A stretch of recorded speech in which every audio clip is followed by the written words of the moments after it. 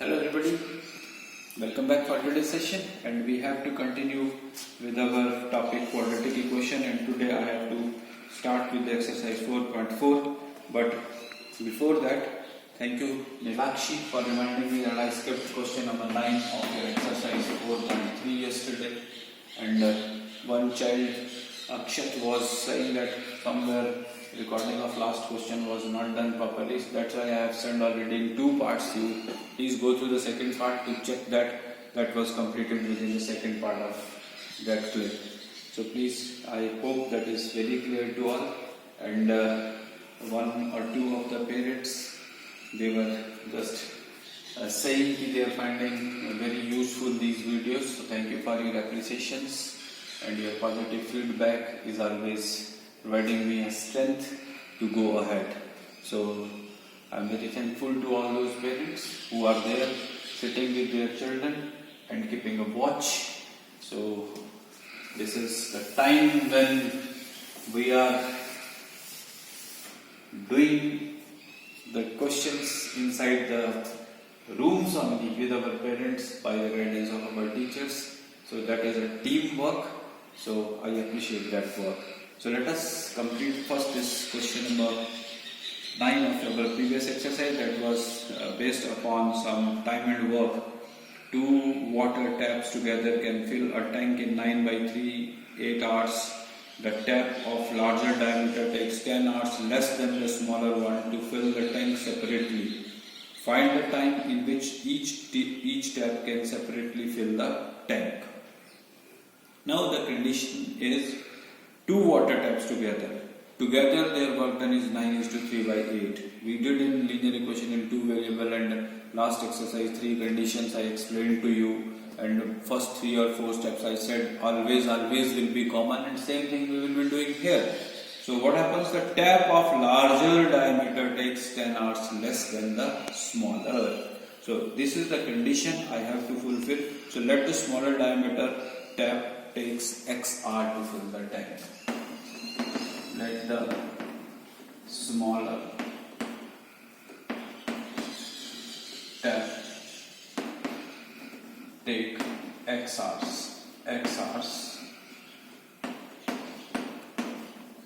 to fill the tank. Then the larger one will be taking 10 hours less. So therefore larger tap means larger diameter tap takes definitely x minus 10 hours. Together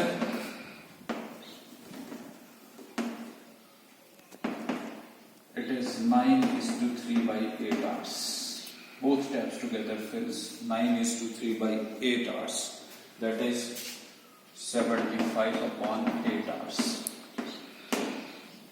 So I said, as soon as you have written this is the time taken by the x, this is the time taken by the larger one and the smaller one, to complete the work. So smaller's 1 hour work.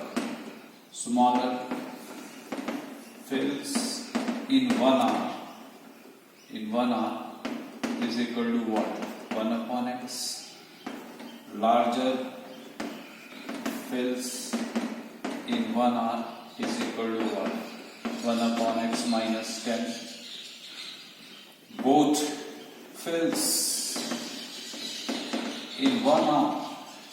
They finished in 75. So 1/75/8, that will be equal to 8/75. If you remember that men and women task that was completed by 4 men or 5 women, that was a question somewhere we did in our linear equation in 2 variables. So I said there 1 day work of 1 woman, so 5, 1, and then I have to take the, whenever I am taking 1 day, 1 upon reciprocal of that, in which they finished. So it finished in x hours, so 1 hour work will be 1/x. It finished in x minus 10 hours, so 1 hour will be equal to 1/x minus 10. Both finished in 75/8 hours. So their 1 hour work with both taps 1 hour work will be reciprocal of that. 1/75/8 is equal to 8/75. So according to condition, now we are back to the quadratic equation. 1 1 upon x plus 1 upon x minus 10 is equal to 8 upon 75. Now I hope that much is sufficient for you, and now you can take the LCM. And then what I did yesterday in other questions, please go for the quadratic equation. Somewhere you will be reaching at the equation here 8x square minus 230x plus 750. 8x square minus 230x plus 750 is equal to 0. So please check after solving this, because number of questions already have solved for you. Take the LCM, do the cross multiplication, whatever is possible to reduce, you can reduce here also. Please do that, and then after this proceed. Out of 3 options you are free to get the value of x, and finally check your answer. So that's all about your exercise 4.3. Now in exercise 4.4, simply you have to discuss the nature of roots. In exercise 4.4, we have to speak about the nature of roots of quadratic equation. Roots of quadratic equation.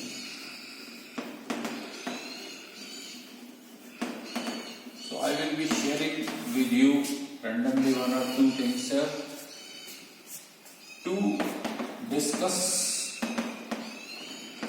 the nature of roots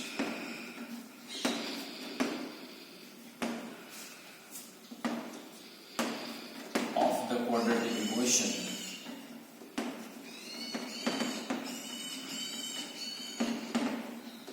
Find discriminant.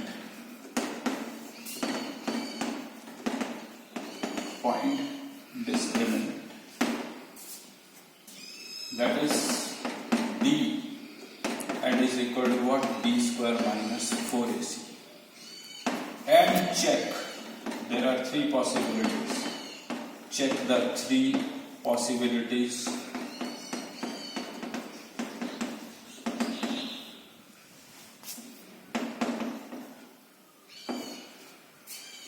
D is equal to 0, is greater than 0 or less than 0. If greater than 0, then roots are real and repeated. Real and repeated.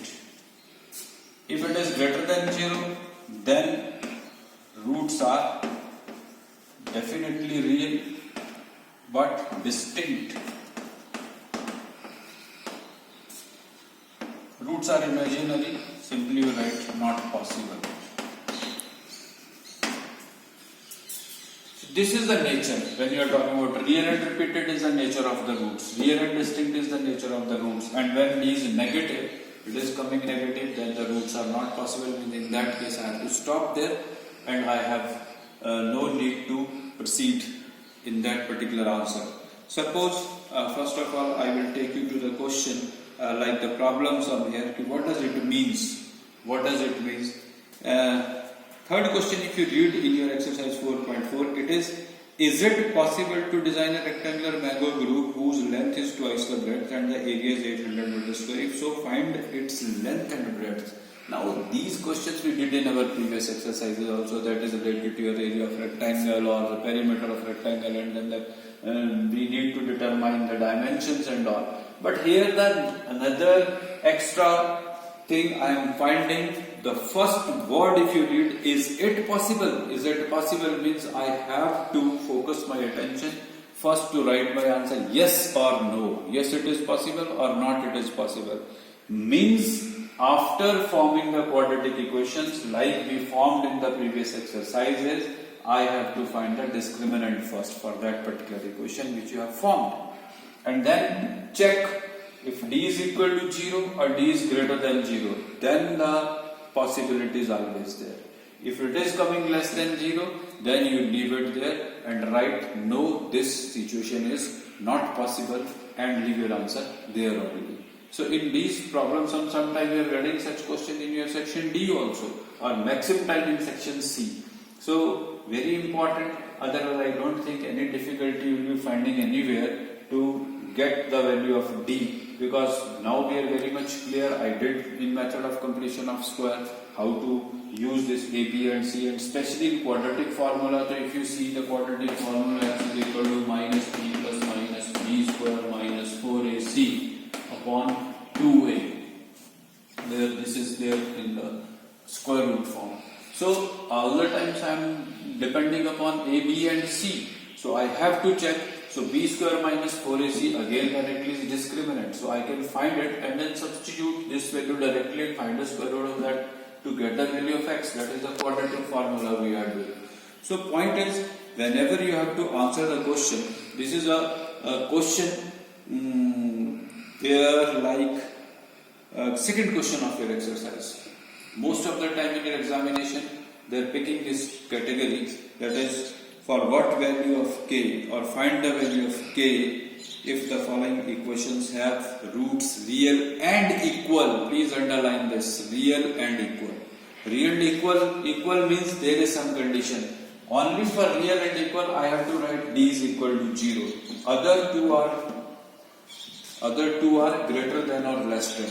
Why I am saying? Your syllabus is related to this condition only. For what value of k, the following equation will have the roots real and equal. Why I am saying only they will be using this condition equal? Because this is equation. These two are not the equation. These are called the inequations. And I don't think you have studied anywhere up to this class the properties of inequations, or neither in 10th class anywhere the inequations. Those are some different type which we just cannot solve as per the linear equations in one variable. So your question will be focused most of the time for what value of k the following equations will have the real and equal roots. Real and equal roots. So focus upon this part mainly. So that means simply you have to find a discriminant and put that is equal to 0, and definitely you will be in position to get the value of k. So what happens, whenever we are starting something new, we find always it difficult. Like these days also we are in trouble because kind of self-quarantinization is there and we are there inside our home only, and everybody is finding it difficult and we want to come out. Simply tough time is there. I also can understand your difficulty, but this is the time to go for some good work within yourself. I will share a small example from the field of mathematics point of view, how the patience helps anyone to do the great things. It was June 23, 1993. You can check the date if I am not very much sure about this. That was a great day in the field of mathematics. And a British professor, namely Andrew Wiles, he proved a 350-year-old problem in mathematics. 350 years. Because he came to know about that problem when simply he was 10-year-old, during his school age, at the library period. During his library period, he went through a book, and there he found x raised to the power n plus y raised to the power n is equal to z raised to the power n cannot be proved. No proof is there for this. And he decided only, I will do it. I will prove this theorem. And this theorem somewhere was tried by Fermat. So on behalf of his name, this problem was called Fermat-Last theorem. Fermat-Last theorem. So he decided at that age, I will try this. So if anybody looks at this, that is your x raised to power n or y raised to power n is equal to z raised to power n. Suppose I'm saying the x square plus y square is equal to z square. Now it seems very easy to prove the same. Don't you think that?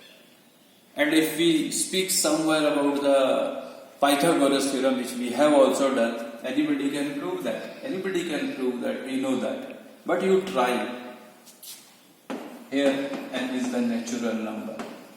N is the natural number.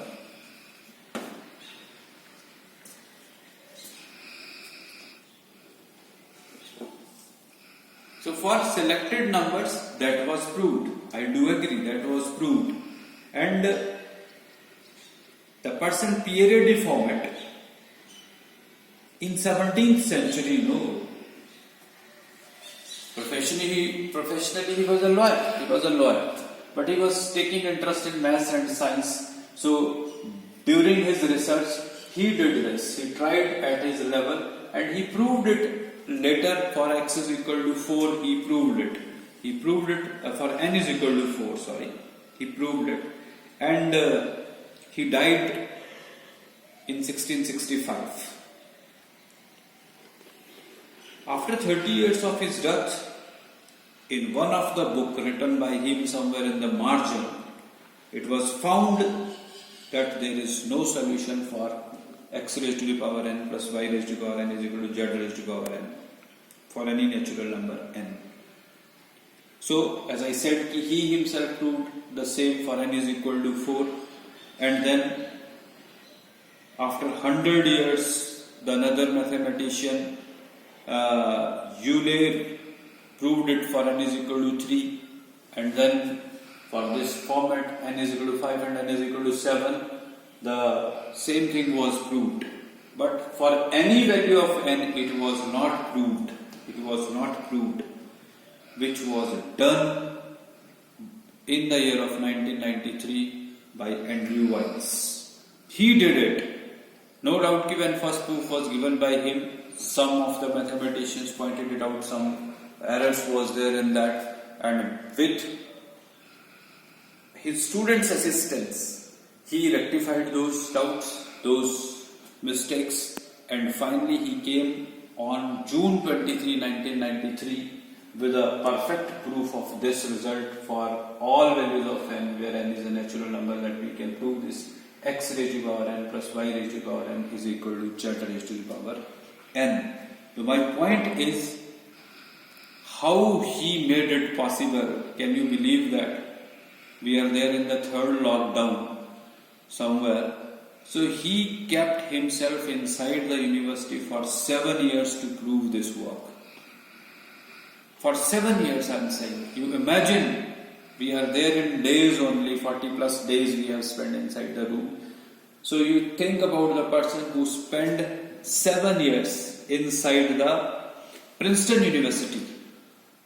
You can Google it, Princeton University for 7 years he was sitting, and then he did this and proved it. He came out with a proof which was definitely appreciated by the mathematician, and he was awarded, even I think in 1993, you check about his history also. So point is, if you are keeping patience, the results are always fruitful. So my request to you, do something good, do something creative, and share your problems with your parents. I hope all of you will be coming with some new creations, and my best wishes are always with you. That's all for today's session. You try this exercise. On behalf of the discussion, I said D is consisting of 3 possibilities. Then I will be coming back to you with a solution of all this. So till then, bye bye.